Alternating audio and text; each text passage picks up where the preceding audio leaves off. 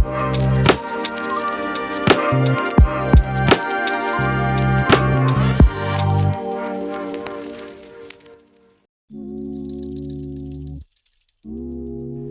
back in the lab with New Life Kicks. On this episode, we're walking through the process of how to clean a pair of Rasta Dunk Lows using just Suede. Our pre-treatment tools we'll be using are the dual-sided eraser, 4-way crepe brush, and a soft bristle brush. Start with the dual-sided eraser to pick up the surface level dirt with the white or gradient side. The gum side works well on short suedes. Pre-treatment is the most important step and the most time-consuming. Suede is best cleaned dry, so we will get the most thorough cleaning in the pre-treatment step. Remember to change the eraser for each color.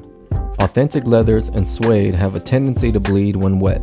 With multicolored suedes, it is essential to have a separate tool for each color to avoid color transfer. Faux or artificial suedes may not require as deep of a clean as authentic hides. Alternate between the dual-sided eraser and rubber sides of the 4-way crepe brush to continue to remove dirt on each layer of suede. The 4-way crepe brush comes in to pick up any leftover dirt and penetrate the suede at a deeper level. Be sure to angle the crepe brush to clean with precision and avoid color transfer.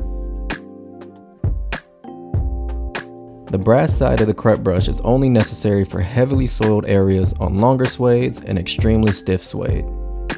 Do not use on nubuck or short suedes.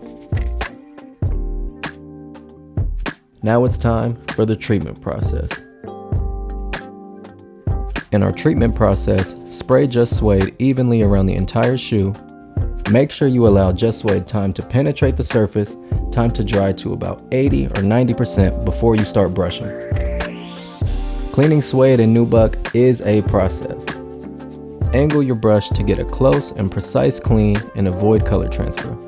Now grabbing our designated red brush for the red Nike swoosh. Again, this is why pre-treatment is so important. Imagine you still have heavy dirt on this Nike swoosh and you have to brush vigorously. Make sure you have multiple brushes. Now that the suede is wet, dyes are alive and able to be spread around all parts of the shoe if not careful. After letting the shoe fully dry, we will begin post-treatment. Here we are reassessing the shoe to ensure it's as clean and new as possible, but mainly focusing on softening and conditioning the suede as much as possible using the 4-way crepe brush. When you begin to see the suede action and movement coming back to the materials, that will let you know that you are post-treating correctly.